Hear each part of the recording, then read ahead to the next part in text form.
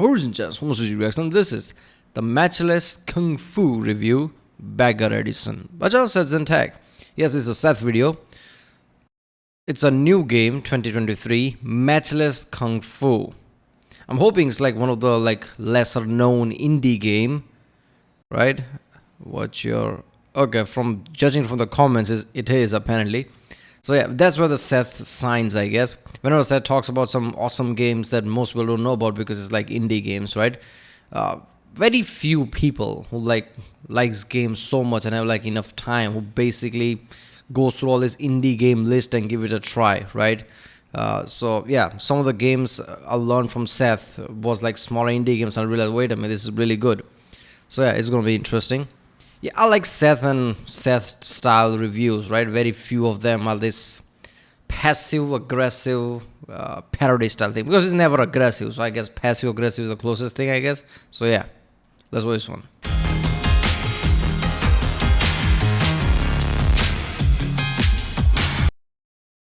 Remember, if you like my Rick Sunday, subscribe so I know which type of videos to react to more. Check out the Rick Sunday, this is the link in the season. Check out the end cards, I guess. And yeah, let's watch it. Domain expansion, Immaculate Crack Rock. Domain expansion, Homeless Fist.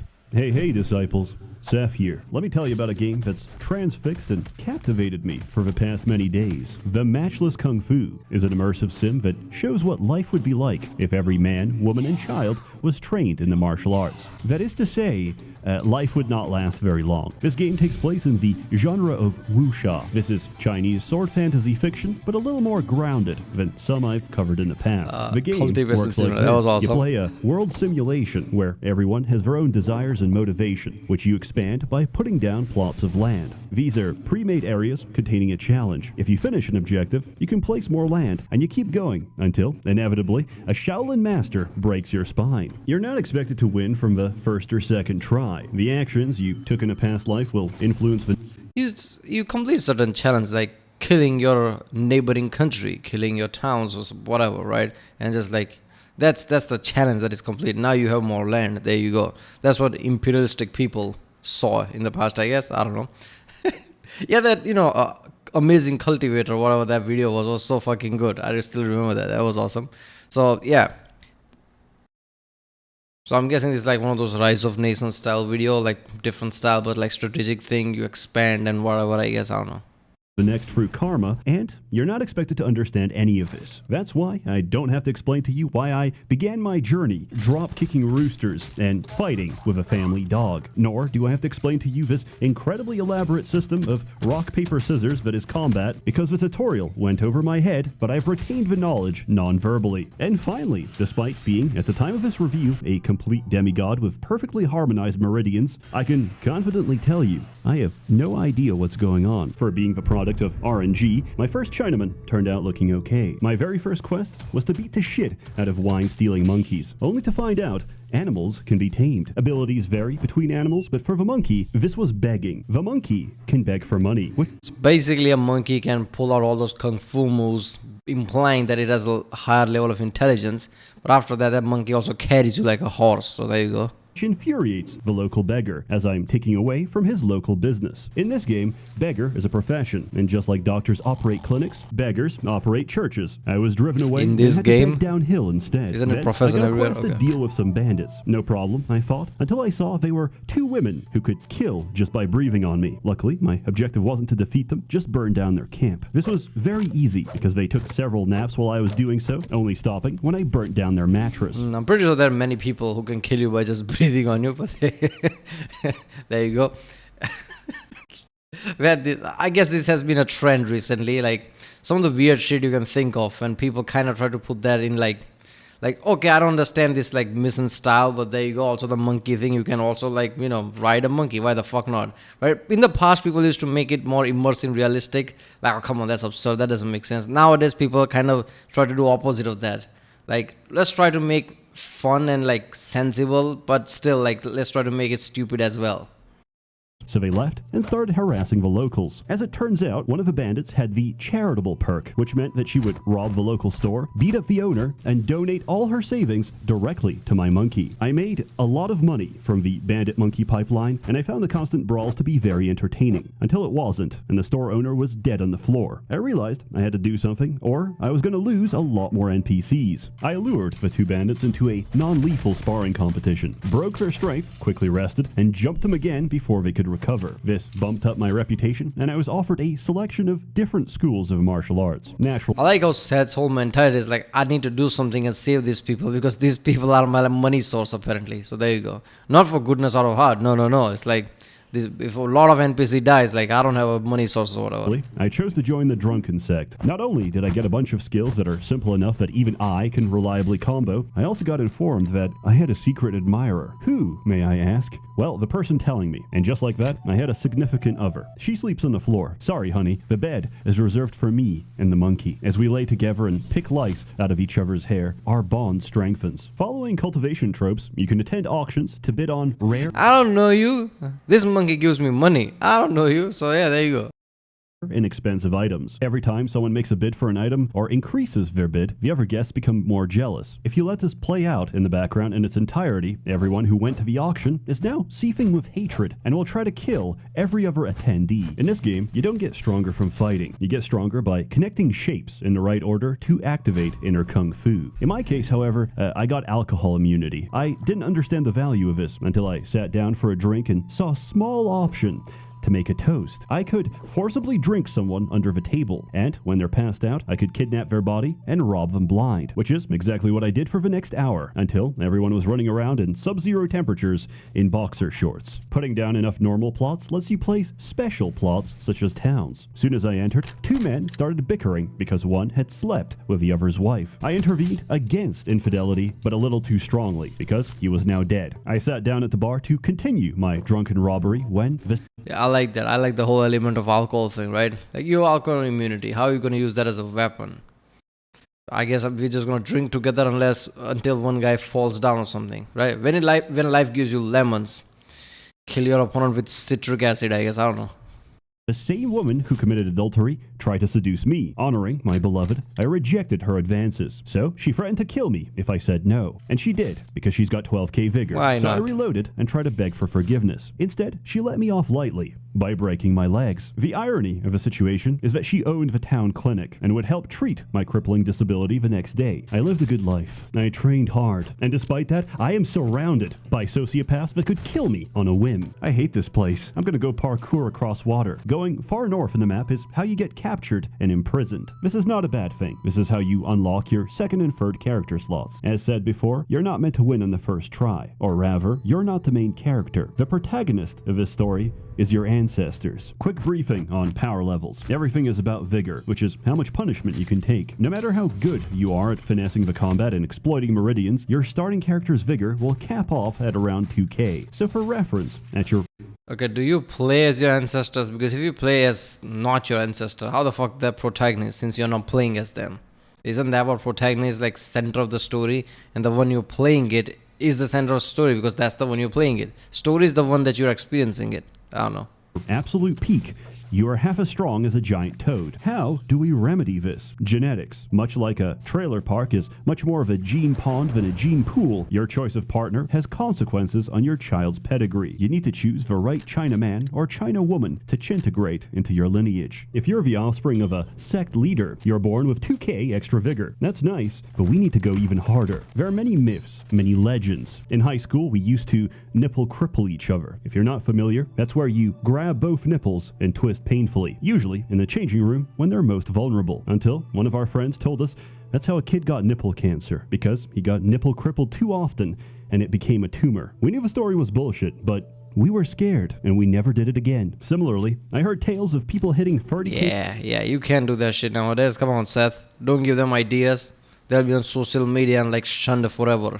vigor, and I think I know how. Some call it intuition. I call it reading a guide on Steam. Karma are objectives you complete during life that allow you to take different blessings in the next. Our objective, pristine birthright, requires the following: 30 lovers, 30 grudges, or 1,000,000 gold. Gold is out of question, so I went with 30 grudges instead. For Money reference, solves the worst everything, thing you can do apparently. to someone is destroying their kung fu. Understandably, beating someone so hard they forget how to move creates a lot of animosity. At first, I was non-lethal and just battled people, stole their kung fu, and locked them in a cage. This got problematic very quickly. I would imprison someone's mother, so their daughter would show up and start breaking the cage from outside, trying to rescue them. So I had to knock her out, put her in another cage, only to see the mother try to break out from inside to rescue her daughter. Everyone started bonding over their shared predicament, became friends, and tried to make a prison break. Eventually, it was too much, so I had to start taking heads. All I wanted was 30 enemies, but it seems now I'm going to need 30 body bags. This was a problem because I couldn't keep track of the people I killed and their relations to one another. I accidentally killed off someone's parent, only to find out their daughter had 12k vigor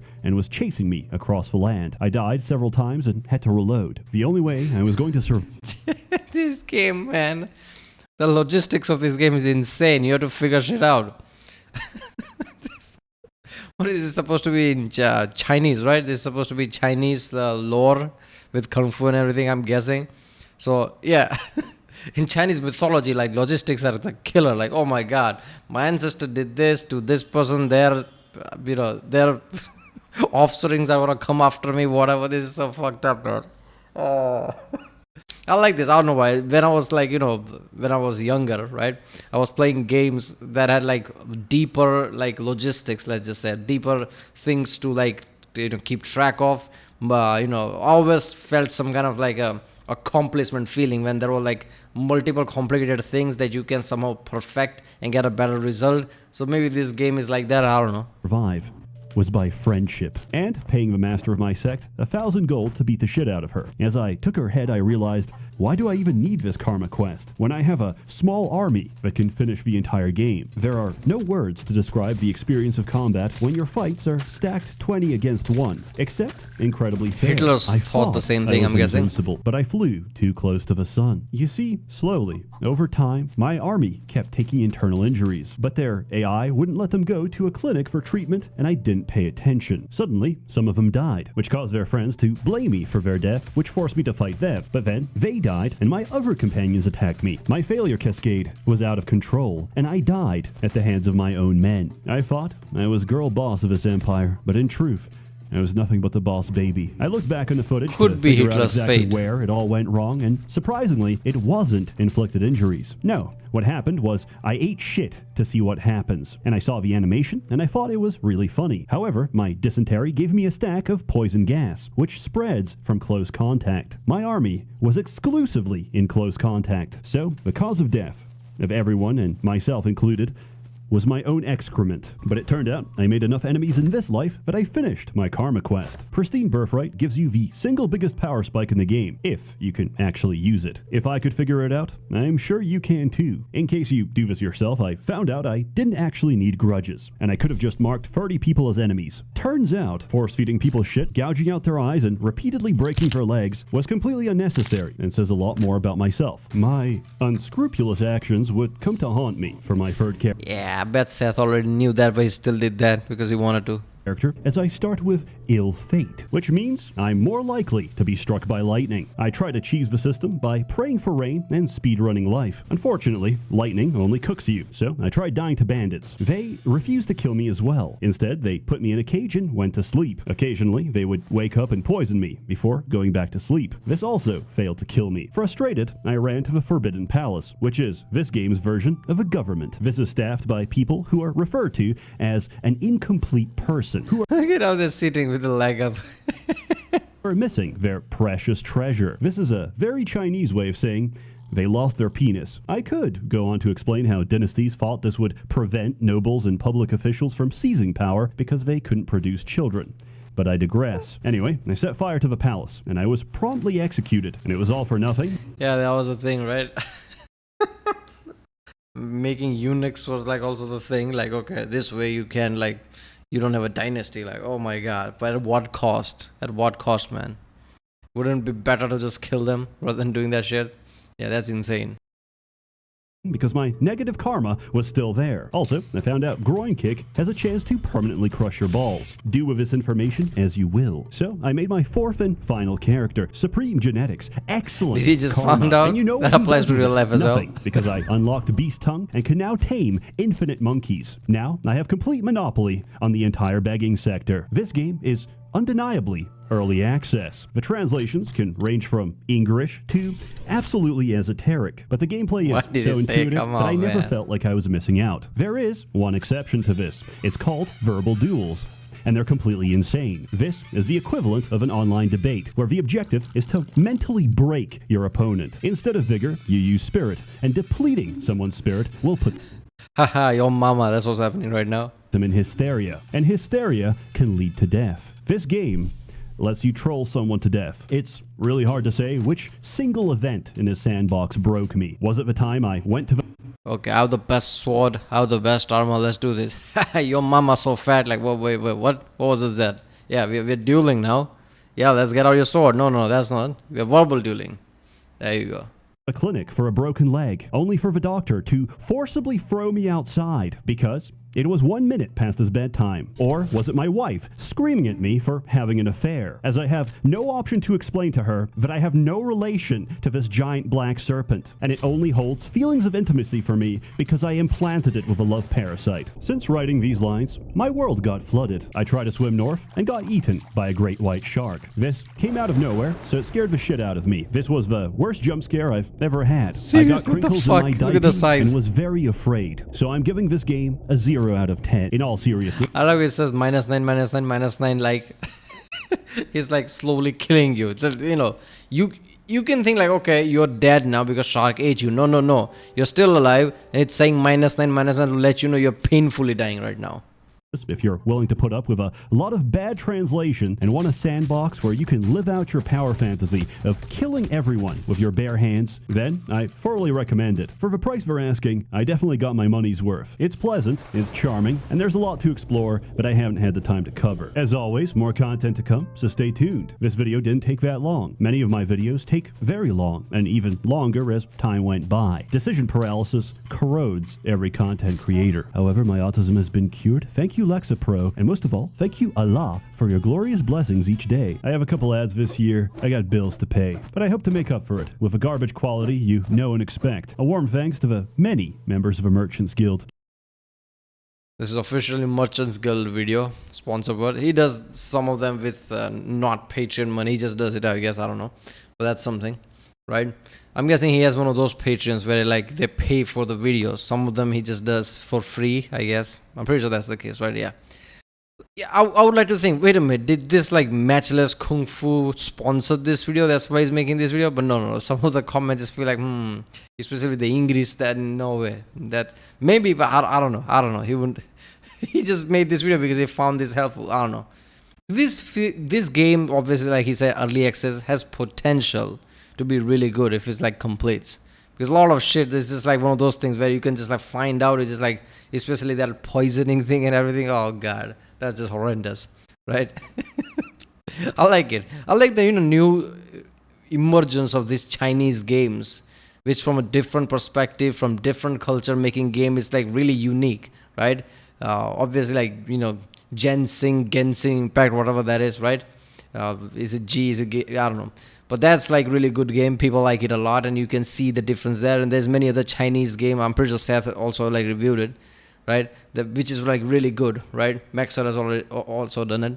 So yeah, I'm hoping for some like massive, insane RPG level game, which they can do it, because if they can make Genshin Impact or whatever with that scale, they can do something like Elder Scrolls level shit with their take on it, right? Their style of making it, which would be great.